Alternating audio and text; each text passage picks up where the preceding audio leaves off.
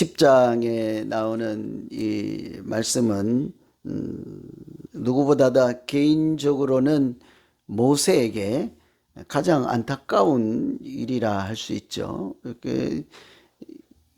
보통 이제 모세가 120년 살면서 40년 왕궁에서 또 미디안 광야에서 도피 생활 중에 목동으로 40년 또 출애굽하는 과정에서 이스라엘 백성들을 인도하는 사역으로 40년 이렇게 참 파란만장한 인생을 열심히 살았죠. 그런데 마지막에 와서 이렇게 잘 하다가 하나님으로부터 이렇게 책망을 듣고 가나안 땅에 같이 들어가지 못하게 되었던 아주 안타까운 일이 하나 있었죠.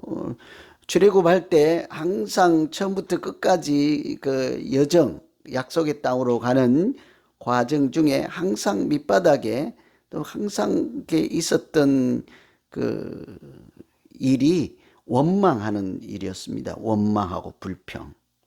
그래서 어떻게 하면 어떻게 보면 원망과 불평하지 않고 하나님의 백성으로 살아가는 훈련의 기간으로도 볼 수가 있죠. 여러 가지 차원이 있겠습니다만 이렇게 애굽에서 살다가 약속의 땅에 하나님의 백성으로 살아가는데 그들이 떨어내야 할 것이 우상 숭배와 이런 것도 문제가 되겠지만, 그래서 들어가기 전에 애굽에서 차고 있던 장신구 이런 것을 다 땅에 묻고, 이런 것은 우상 숭배, 옛사람을 없애버린다는 거죠.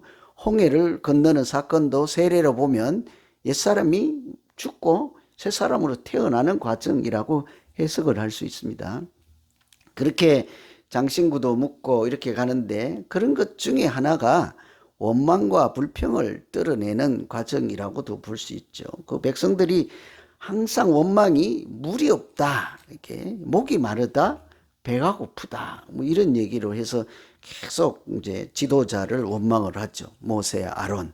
결국은 그 원망이 하나님을 향한 이렇게 원망이라는 것을 나중에 알게 되고, 그것이 불신앙과 관련되었다는 것을 배워가고 해결해 가면서 성장해 가는 과정이라 할 수 있죠. 그런데 참 안타까운 것은 그런 원망 불평으로 인해서 모세도 실족을 하게 되고 그 일로 하나님으로부터 그 징계를 받고 약속의 땅까지 들어가지 못하는 그런 일이 있었죠. 그래서 우리가 이런 장면을 보면서 우리가 동일하게 전철을 밟지 않고 하나님이 기뻐하실 만한 건강한 신앙생활을 하기 위해서 이렇게 어떻게 해야 될까 많은 고민을 하게 됐죠.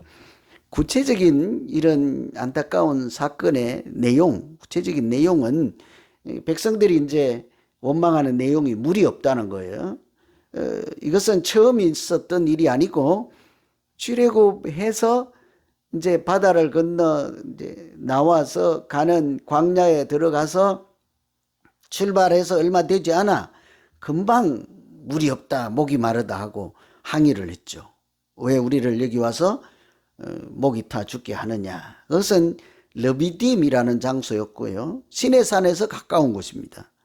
시내산은 바다를 건너서 홍해를 건너서 중간에 안착해서 본격적인 광야 행군을 하기 위한 준비하는 장소였잖아요.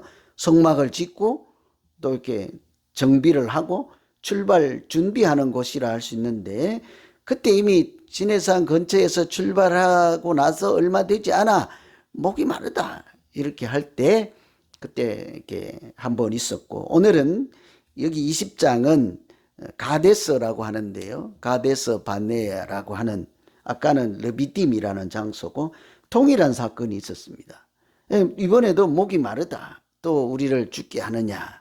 그래서 두 번 동일한 사건이 이렇게 있었죠. 이런 일, 이렇게 원망과 해결하는 과정에서 실족하고 또 하나님으로부터 책망을 듣고 약속의 땅까지 같이 가지도 못하는 이런 안타까운 것을 보고 하나님은 뭐라고 하실까? 하나님은 어제는 동일한 사건으로 모세의 입장에서 한번 생각해 보았죠. 분노를 내서 성내는 것이 하나님 나라의 의를 이루지 못하는 그런 장면 또 여러 가지를 생각할 수 있겠습니다만, 오늘은 하나님은 그 사건을 두고 뭐라고 하실까? 첫째는 24절에 있는 말씀부터 한번 생각해 보면, 그 하나님이 기뻐하시고 약속의 땅까지 가는, 그러니까 성공하고 칭찬받는 신앙생활이 꼭 생각해 봐야 될 것은 말씀을 행하는 믿음이라 할 수 있어요. 하나님 말씀을 행하는 순종이라고도 할 수 있고요. 하나님 말씀하고 깊이 관련이 되어 있죠. 24절에 보면 아론은 그 열조에게로 돌아가고 내가 이스라엘 자손에게 준 땅에 들어가지 못한다. 이렇게 하고는 이는 너희가 머리바 물에서 내 말을 거역한 영혼이라. 이렇게 말을 거역한 영혼이라.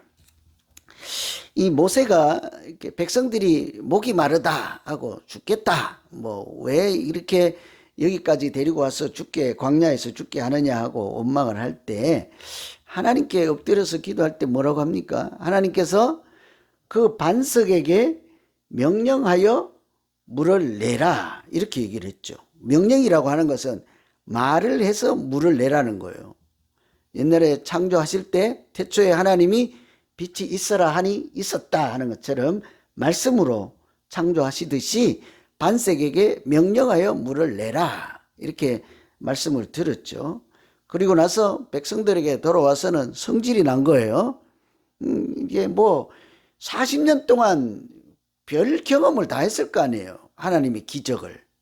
반석에서 물이 나는 것도 경험했고, 하늘에서 만나가 내리는 것도 먹었고, 메추라기와 만나 이게 고기도 먹었고, 뭐 별 신비막측한, 이렇게 표현할 수 없는 하나님의 기이한 일들을 다 경험하고, 이제는 뭐 그러지 않아도 될 만한 때가 됐는데 또 물이 없다 하니까 모세도 좀 성질이 났겠죠. 그러니까 내가 이렇게 반석에서 물을 낼까, 뭐 이렇게 내가 내보랴, 뭐 이렇게 한마디 이제 성질을 부렸다고 볼 수 있죠. 그러면서 모세가 가서 이렇게 반석에게 명령하여, 성질을 한번 냈더라도 반석에 가서 하나님 시킨 대로 이 바위와 물을 내라, 하나님이 말씀하시기를 내가 명령하면 물이 나온다고 했다, 뭐 이렇게 시키는 대로 했으면 되는데 가서 어떻게 했습니까? 들고 이렇게 두드려 부린 거예요. 물내 자식, 뭐 이러진 않겠지만 이렇게 반석에 성질을 부린 거죠.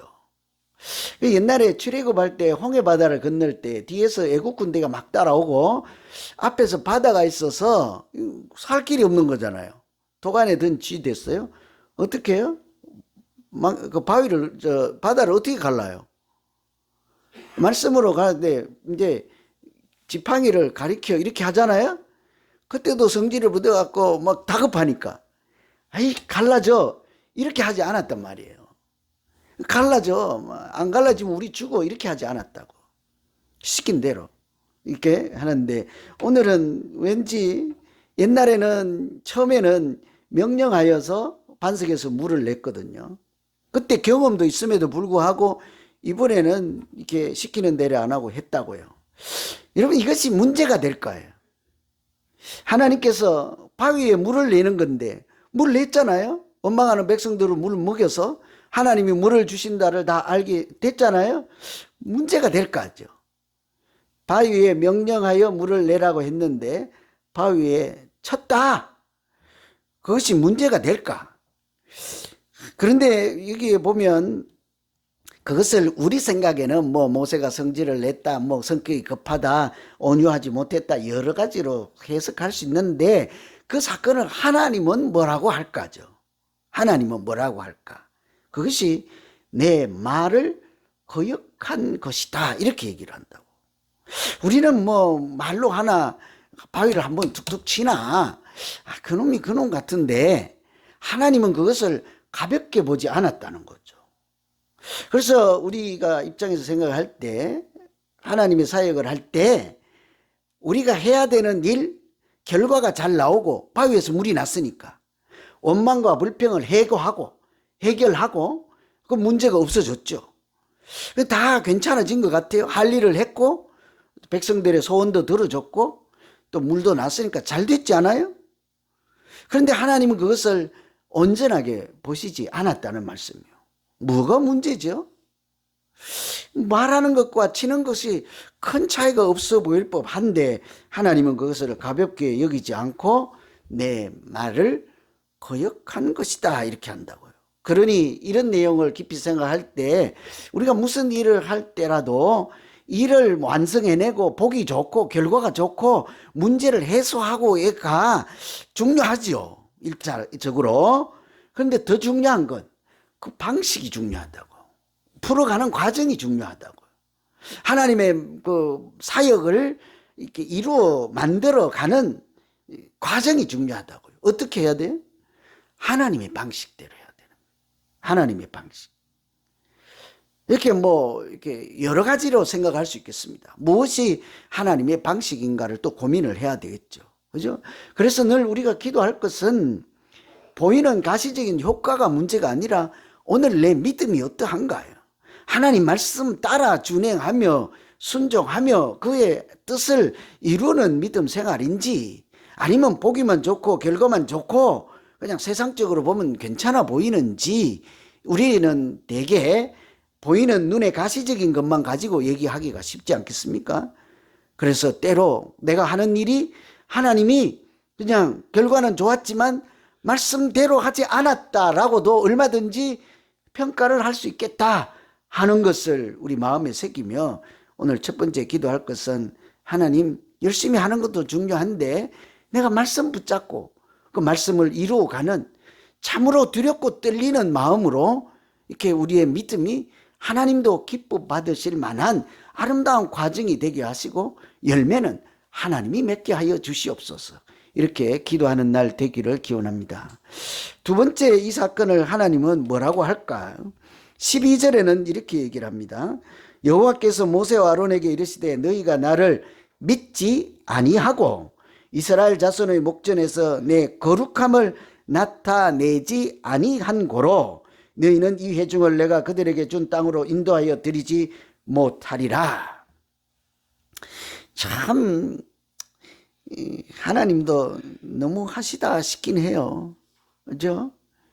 참 천신만고 끝에 40년 왕궁에 살고 광야에서 훈련을 40년 받고 사역을 40년 한 그 끝자락이란 말이에요. 뭐 산전수전 다 겪었다고 볼 수 있잖아요. 광야를 헤매고 백성들에게 돌 맞아 죽지 않았으니까 다행이지 사실은 뭐 실제적으로 맞지만 않았지 돌을 얼마나 많이 맞았겠어요? 그 마음의 돌, 상처의 돌, 모세가 공격을 얼마나 많이 당했겠냐고.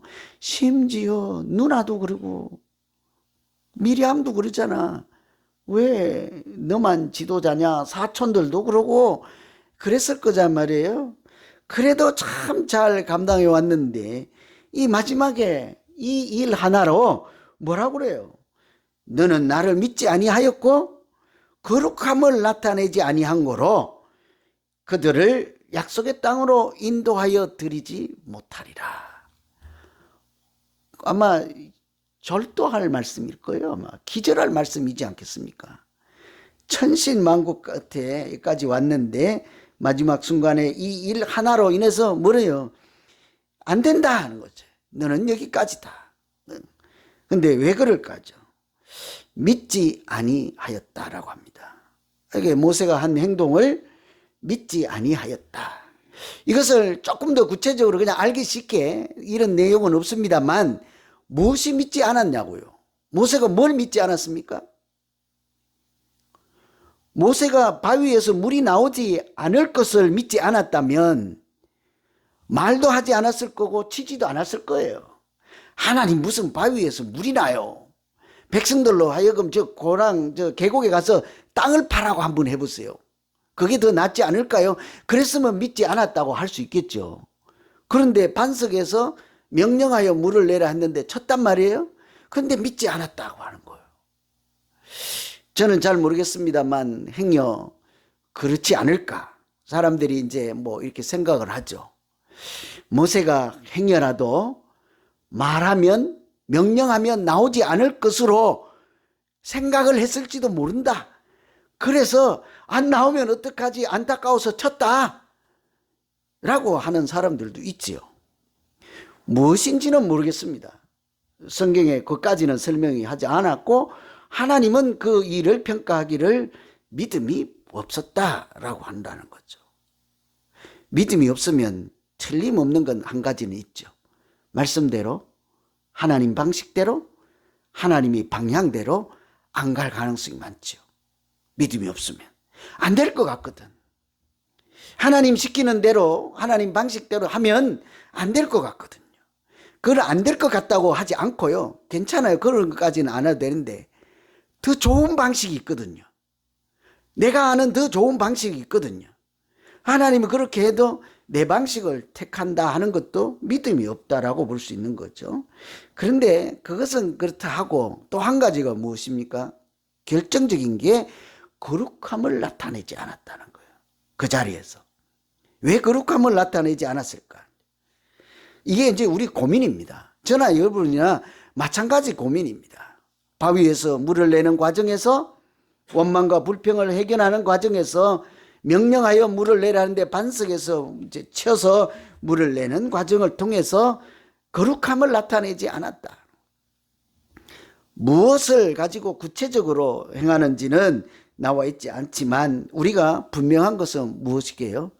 하나님의 일을 하거나 예수 믿는 사람들이 해야 될 일이 무언가는 분명하다는 거죠. 믿음 생활의 목적과 방향성이 분명하다는 것이죠. 무엇이겠습니까? 우리의 기도와 해야 될 기도 제목도 분명해지는 것이죠.